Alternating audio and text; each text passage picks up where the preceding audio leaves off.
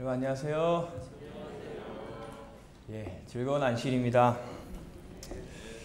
날씨가 참 많이 덥죠? 그래도 교회가 참 시원해서 다행입니다. 우리가 이러한 계기에 더 교회를 사랑하게 되고 교회를 더 편안하게 생각하는 그런 계기가 되면 참 좋겠다는 생각을 하게 됩니다.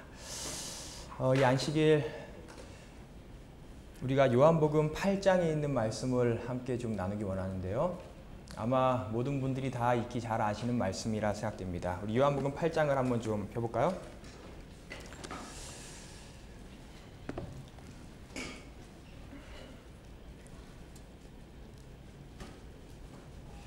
요한복음 8장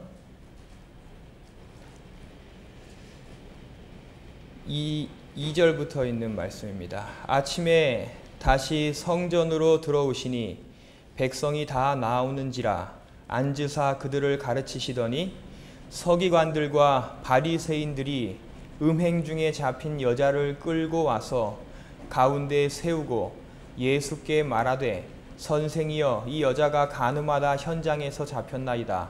모세는 율법에 이러한 여자를 돌로 치라 명하였거니와 선생은 어떻게 말하겠나이까. 그들이 이렇게 말함은 고발할 조건을 얻고자 하여 예수를 시험함이러라.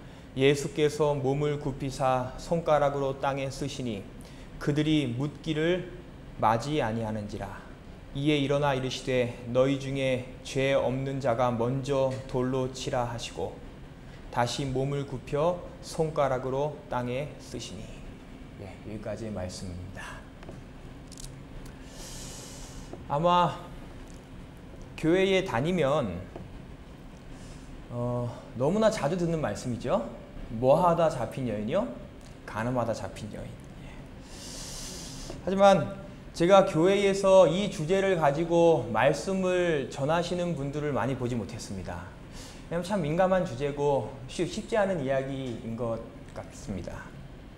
근데 오늘 제가 이 주제를 선택하게 된 이유는 오늘도 하나님께서 저의 삶 속에 베풀어 주신 은혜가 너무 감사해서 이 말씀을 다시금 선포하게 됐습니다. 오늘 우리의 삶 속에 이 말씀을 통하여 다시 한번 하나님의 은혜를 기억할 수 있는 귀중한 시간이 되기를 간절히 소원합니다. 저는 오늘 본문 말씀 바로 이전에 결코 지나칠 수 없는 너무나 감동스러운 한 짧은 표현을 좀 발견하게 됩니다. 오늘의 본문의 이야기가 시작되기 바로 이전 7장 53절에 보면 그들이 대답하여 이르되 너도 갈릴리에서 왔느냐 찾아보라 갈릴리에서는 선지자가 나지 못하느니라 하였더라. 그리고 53절 다 각각 어디로 돌아가고요? 집으로 돌아가고. 근데 1절에선 예수는 어디로 가시니라? 감람산으로 가시니라 이랬어요. 저는 사실 이 표현이 너무나 좋습니다. 그리고 이 부분이 너무 마음에 와닿아요. 성경에 매우 자주 등장하는, 특별히 사복음서에 매우 여러 번 등장하는 이 계속되는 패턴의 표현입니다. 예수는 감람산에 가시다. 예수는 자리에서 물러나시다. 예수는 혼자서 산에 가시다. 뭐 이런 표현들. 오늘 성경의 기록처럼 그분과 함께 있던 모든 사람들은 다 어디에 갔대요? 집으로 갔대요. 뭐 하러 갔을까요? 쉬러 갔죠. 하루의 모든 일과를 마치고 피곤하고 지치고 삶 속의 모든 것들을 다 마치고 쉬러 집에 갔습니다.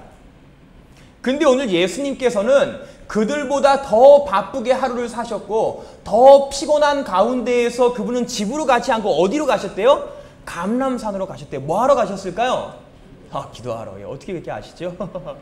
화이트의 기록에 보면 예수님께서는 특별히 하나님과 개인적인 은밀한 교제의 시간으로 들어가셨다 이랬어요. 그러니까 오늘 예수님의 삶 속의 쉼이라는 개념은 집에 가서 자고 내가 하고 싶은 욕망을 해결하고 뭔가 먹고 싶은 거 먹고 우리가 흔히 생각하는 그런 쉼의 개념이 아니라 누구와 교제하는 거요? 하나님과 교제하는 거. 특별히 더 기도하는 거. 그때마다 예수님께서는 쉼을 누리셨고 삶 속에 새롭게 일하실 수 있는 더 큰 능력을 경험하셨다는 거예요. 오늘 저와 여러분이 이러한 쉼을 경험하게 되기를 간절히 소원합니다. 특별히 지금부터 시작되는 이 안식일 시간에 우리가 일로부터 해방돼서 쉬는 게 아니라 아무 일 하지 않아서 쉬는 게 아니라 휴일이어서 쉬는 게 아니라 하나님과 개인적으로 깊은 교제를 함으로 쉼을 누릴 수 있는 저와 여러분의 삶이 되기를 간절히 소원합니다. 그게 예수님의 삶이었어요. 다시 본문으로 돌아갑니다. 4절 예수께 말하되 선생이여 이 여자가 간음하다가 현장에서 잡혔나이다. 뭐라 표현하면 현장에서 잡혔나이다 이랬어요.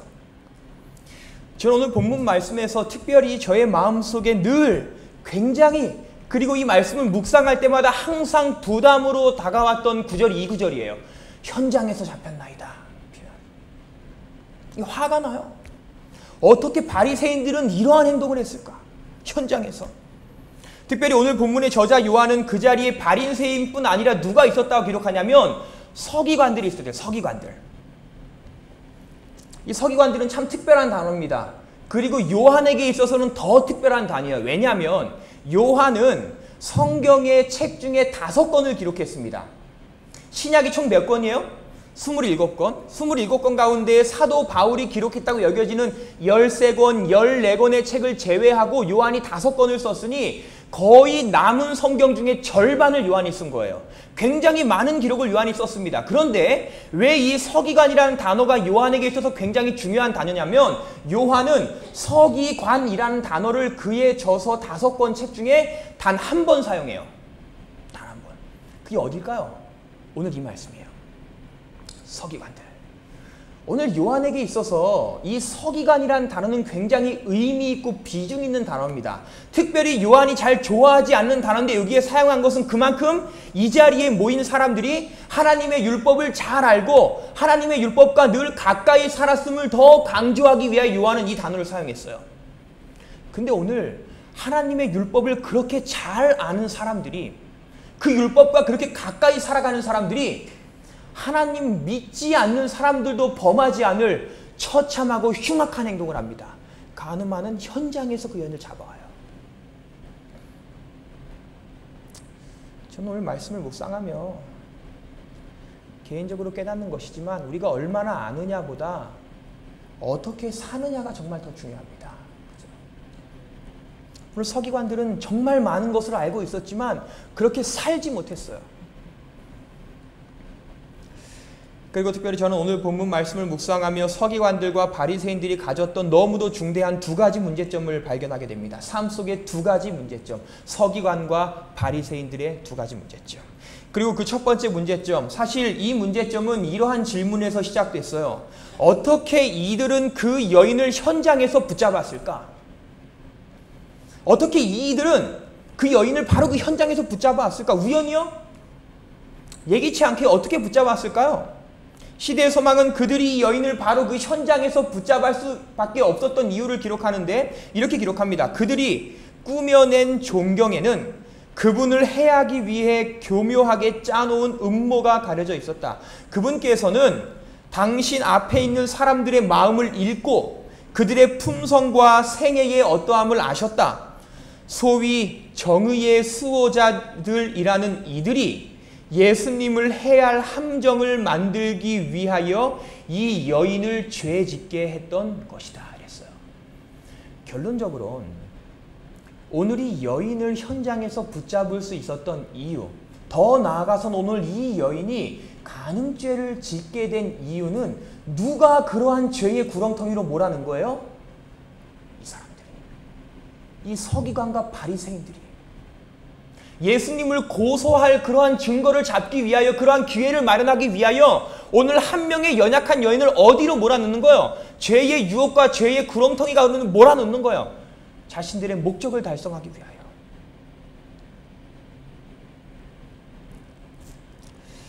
이게 그들의 첫 번째 문제점입니다. 조금 더 명확한 표현으로는 목적의 성취를 위하여 과정의 순결함을 무시했어요. 자신의 마음속에 생각하고 있는 그 목적과 목표를 이루기 위하여 그 과정의 순결함을 완전히 무시해버렸어요. 그 과정 속에서는 어떤 영혼들이 상처받고 버림받아도 된다고 생각했어요. 자신들의 목적만을 이룰 수 있다면. 그게 이 사람들의 결정적인 첫 번째 문제입니다. 언젠가 나눴던 경험 중에 제가 속도 위반에 걸렸던 이야기를 나눈 적이 있습니다. 꽤 오래전이라 기억 못하시는 분들도 있으리라 생각됩니다. 오늘 주제와 잘 들어맞는다고 생각해요. 그날도 딱 이 안식일 환영 예배 시간이었어요. 그리고 예배 드리러 가는 길에, 그리고 그날은 제처는 그 예배의 기도자였습니다. 그 평소보다 조금 더 속도를 뭐 많이 내진 않았어요. 그리고 속도계를 잘 보지 않았습니다. 그런데 그날 거기서 경찰한테 붙잡혔어요, 제가. 속도 위반으로. 전 그럴 생각을 전혀 안 했거든요. 왜냐하면 평소에 늘 그 지역은 경찰이 없는 지역이었어요. 그리고 단 한 번도 제가 그곳에서 경찰에 잡힌 차를 한 번도 못 봤습니다. 제가 잡히기 전이나 잡힌 후로나 그 지역에 3년간을 머물렀는데 단 한 번도 그 지역에서 속도 때문에 걸린 차를 한 번도 못 봤어요. 그 더군다나 저는 뭐 하러 가는 길이었어요? 예배드리러. 특별히 제 차는 뭐 하러요? 기도하러. 아니 어떻게 예배드리러 가는데 조금 빨리 간다고 해서 붙잡힐까? 하나님이 다 막아주시겠지. 근데 그날 잡혔습니다.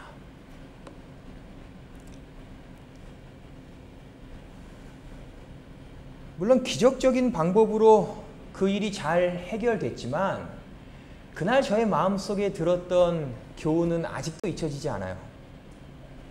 어느 일의 목적과 결과의 순결함은 그 과정이 얼마나 순결하느냐에 따라서 좌우됩니다.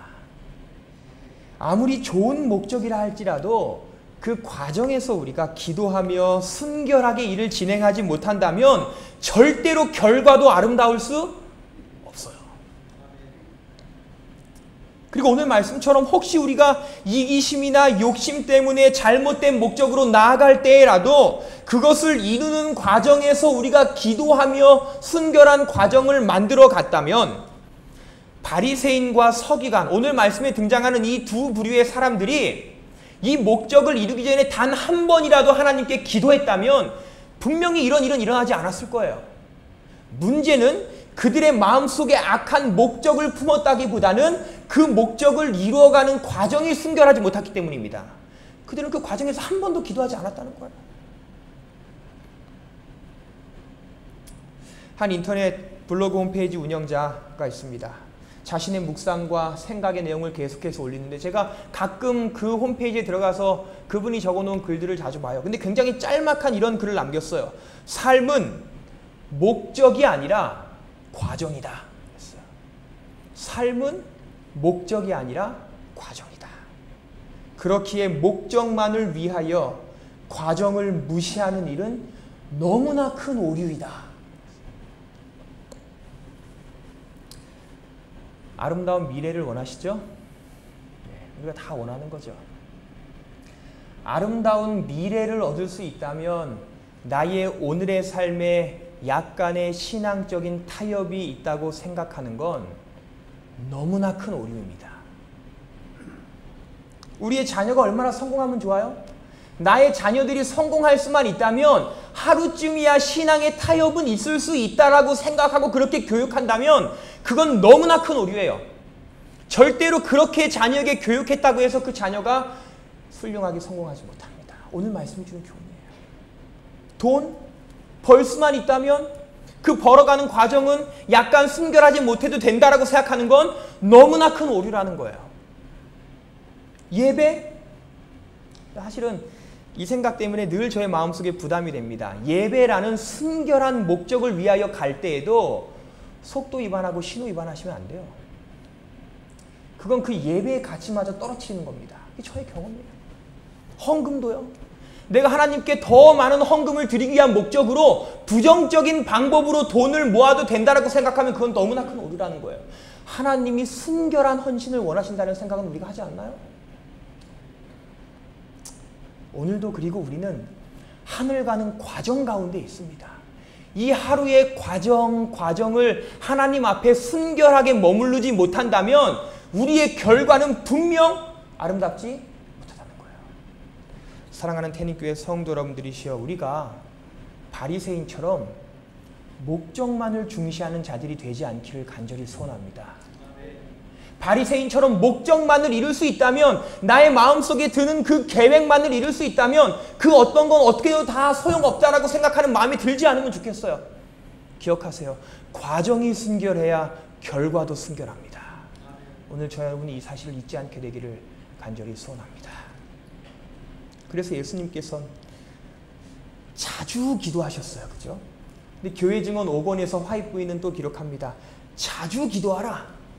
그리스도께서 그러셨던 것처럼 더욱 자주 기도하라 이랬어요. 오늘 우리의 삶의 과정에서 더 자주 기도하는 자들이 되기를 간절히 소원합니다. 그게 오늘 우리의 삶의 과정을 순결하게 만들 수 있는 유일한 방편입니다.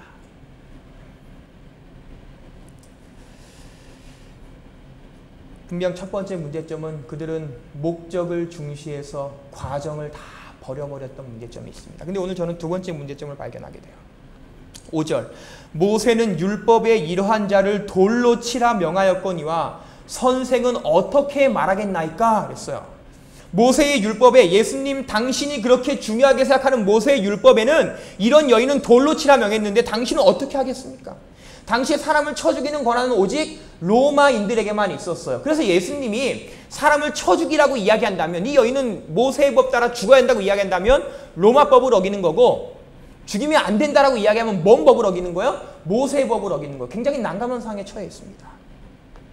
근데 이곳에서 우리가 한 가지 생각해 봐야 할 문제가 있어요. 모세의 법이 정말 그럴까요? 돌로 쳐 죽여라? 그게 모세의 법일까요? 신명기 22장에 기록된 모세의 법에는 간음한 사람이 죽게 되는 두 가지 경우가 있습니다. 서로 다른 경우에 첫 번째, 간음한 자가 이미 혼이 난 사람이면 그 사람을 죽이라고 그랬어요. 어떻게 죽이는 방법에 대해 논하지 않고 그냥 죽이라고 그랬어요. 근데 유대 전승에 따르면 혼인한 간음한 자는 교수형에 쳐야 된다 이랬어요. 교수형. 근데 신명기 22장에 나오는 두 번째 기록은 간음한 자가 혼인하지는 않았지만 약혼한 사람일 경우에는 그 사람을 돌로 쳐 죽이라 했어요. 그러니까 오늘 이 요한복음 8장에 간음하다 붙잡힌 여인은 혼인한 사람이에요? 아니에요. 모세의 법에 따르면 어떠한 사람이에요? 혼인은 하지 않았지만 뭐한 사람? 약혼한 사람. 약혼한 사람. 그러니까 어쨌든 이 여인은 돌로 쳐 죽임 당하는 게 마땅한 사람입니다. 그죠? 모세의 법에 따르면. 근데 우리가 여기서 한 가지 생각해야 될 귀중한 포인트가 있습니다. 모세의 법률상 전적으로 간음한 배우자에게 형벌을 주냐 주지 않냐를 논할 수 있는 권리는 오직 그 배우자에게만 있어요. 약혼한 사람일 경우에는 그 약혼한 자가 간음했을 때 이 사람을 형벌에 처하냐 그렇지 않느냐를 선택할 권한은 오직 약혼자에게만 있습니다. 그러니까 오늘 모세의 법에 따르면 배우자, 약혼자를 데리고 오지 않고 그냥 바리새인과 서기관이 여인을 데려와서 죽여라라고 이야기하는 건 분명히 모세의 법을 어기고 있다는 거예요. 그렇죠? 그래서 한 가지 또 우리가 생각해야 될 문제가 있습니다. 더 중요한 문제예요. 그것을 확인하기 위해 우리는 성경의 또 다른 한 구절을 좀 찾아볼 필요가 있는데 마태복음 1장입니다. 마태복음 1장 18절 말씀 제가 읽어드리겠습니다. 예수 그리스도의 나심은 이러하니라. 그의 어머니 마리아가 요셉과 약혼하고 동거하기 전에 성령으로 잉태된 것이 나타났더니 그의 남편 요셉은 뭐한 사람이라? 의로운 사람이라. 그를 드러내지 아니하고 가만히 끊고자 하여 이랬어요. 오늘 요한복음 8장에 간음한 여인이 처한 상황과 굉장히 비슷한 상황에 처한 한 부부를 발견하게 됩니다. 이게 예수님의 부모인 요셉과 마리아예요. 성경의 표현으로는 그들이 혼인한 게 아니라 약혼했다고 그랬어요. 약혼. 그리고 마리아는 이미 성령으로 뭐 했어요? 잉태됐습니다. 근데 아쉬운 건 아직 요셉에게는 그 사실이 주어지지 않았어요. 제가 봉독해드린 말씀 그 다음에 오는 기록이 천사가 이야기하는 거예요. 그러니까 오늘 가만히 끊고자 하여라는 마음의 결심이 있을 때는 요셉은 그 사실을 알지 못했을 때, 그럼 한마디로 요셉은 뭐 한 거예요? 그의 약혼자인 마리아를 용서한 거예요. 용서. 그렇죠? 오늘 우리가 이 말씀에서 하나 기억해야 될 사실이 있습니다. 간음한 자를 벌해야 하는 건 분명히 모세의 법에 기록된 사실이지만 오늘 성경은 또 다른 예외에 대하여 하나를 기록하고 있는데 그 사람을 뭐 하는 거예요? 용서하는 거예요. 용서.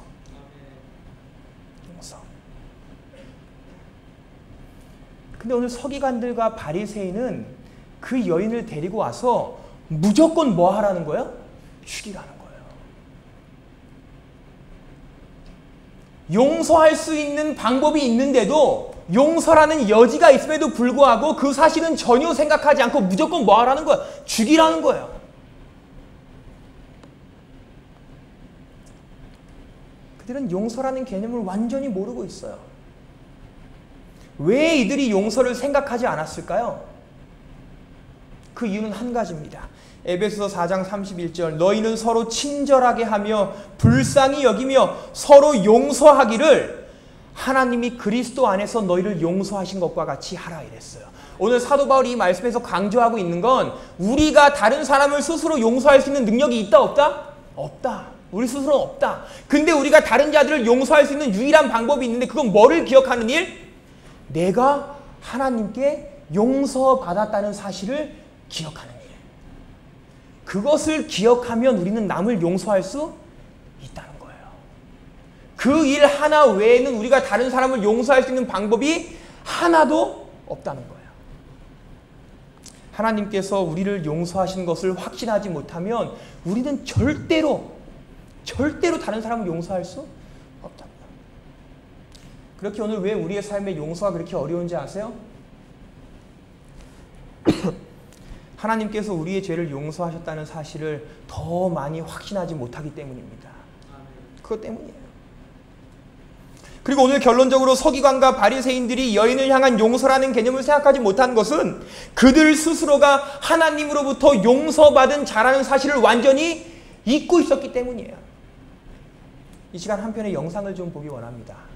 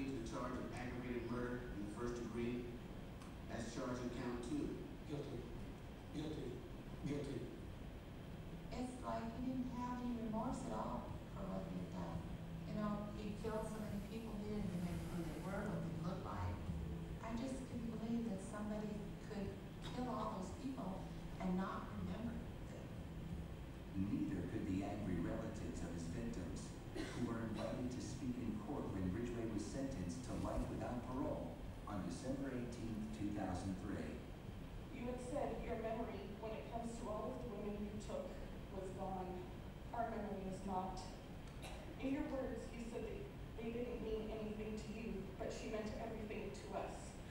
She was a mother, she was a wife, she was a sister, and we miss her. Gary Ridgway sat there stone-faced as victims' relatives damned him and mocked him. He's an animal. I wish for him to have a long, suffering, cruel death. He's gonna go to hell, and that's where he belongs. But then the emotionless facade finally cracked when the father of one of his victims appeared to surprise him with a dose of human kindness. Mr. Ridgway, there are people here that hate you. I'm not going to. You made it difficult to live up to what I believe, and it is what God says to do, and that's to forgive.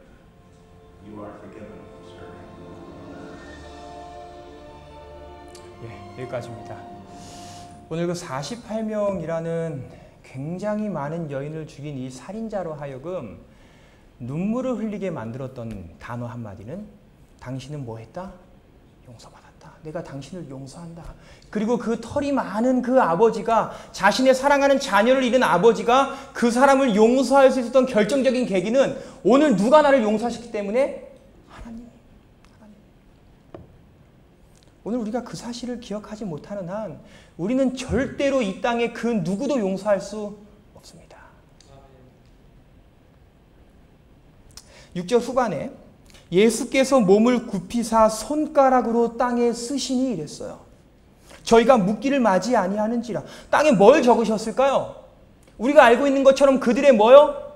죄, 숨겨진 죄. 시대의 소망은 분명히 그들의 숨겨진 죄를 기록했다고 기록합니다. 왜 적으셨을까요? 그들의 죄를. 왜 예수님께서는 그 자리에 모인 그 무리들의 은밀한 죄를 땅에 적으셨을까요? 정죄하려고요, 그들을? 마음에 찔리게 하려고요?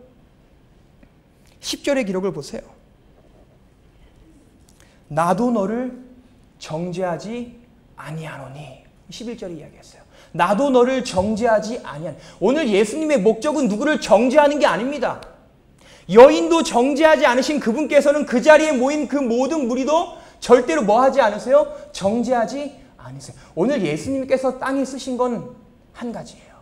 오늘 그 자리에 있는 많은 무리들이 회개하였다면 주저함 없이 용서하실 예수님의 사랑의 표현을 그날 그 땅에 적으셨다는 거예요. 내가 너를 뭐 한다? 용서한다. 그러니 왜 이 여인을 용서하지 못한 이유가 있겠냐?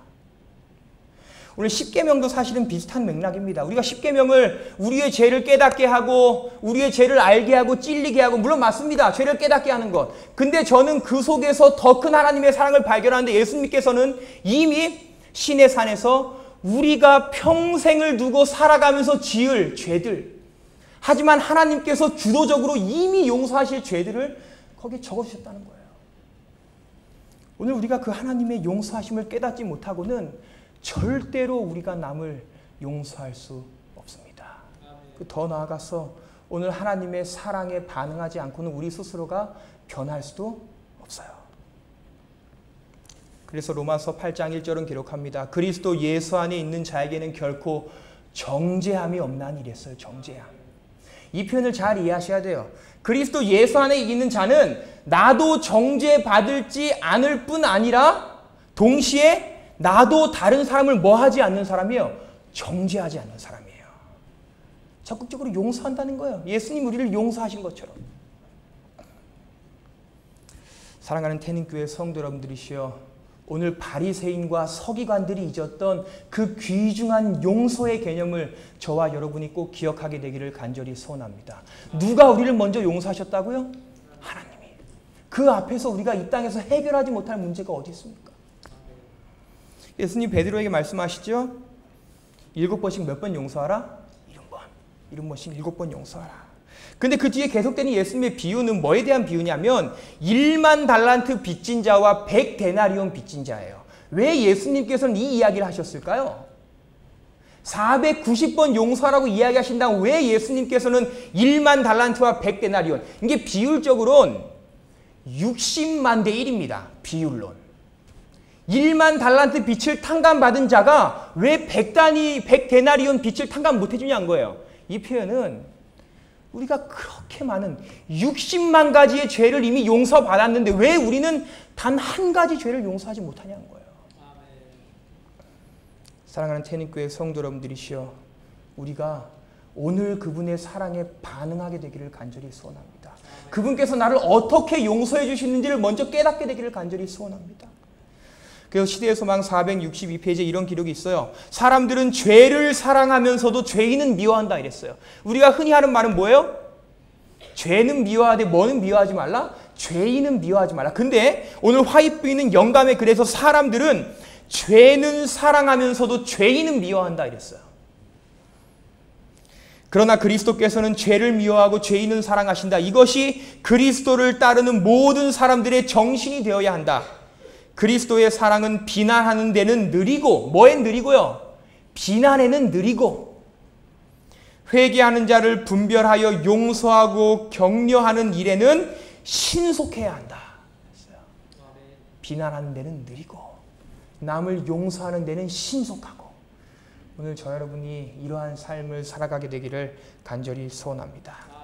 예수님께서 오늘 그 사랑을 이 여인에게 베풀어 주시고 끝으로 이야기하세요. 나도 너를 정죄하지 아니하노니 가서 다시는 죄를 범치 말라. 다시는 죄를 범치 말라. 오늘 저와 여러분이 그리스도의 사랑에 반응함으로 다시는 죄의 노예가 되지 않기를 간절히 소원합니다. 말씀을 줄여야 합니다. 오늘 세 가지를 나눴어요. 먼저 바리새인은 첫 번째 문제, 목적을 위하여 뭐는 무시했다고요? 과정은 무시했습니다. 과정이 순결해야 그게 진짜 결과도 순결한 거예요. 오늘 저와 여러분의 삶 속에 하루하루 살아가는 과정이 하나님 앞에 더 순결하게 되기를 간절히 소원합니다. 그리고 두 번째로 그들이 잊고 있었던 것은 용서의 개념입니다. 특별히 자기 자신이 얼마나 하나님께 큰 용서를 받았는지 오늘 저와 여러분이 그 사실을 꼭 잊지 않고 기억하게 되기를 간절히 소원합니다. 그걸 잊지 않고 기억하면 우리는 분명 변할 수 있습니다. 끝으로 가서 다시는 죄를 범치 말라. 오늘 저와 여러분의 삶이 하늘 가는 그날까지 죄의 노예로 머무르지 않는 삶이 되기를 간절히 소원합니다. 오늘도 저와 여러분이 그러한 삶을 살아가게 되기를 간절히 바라면서 오늘 말씀을 줄이겠습니다.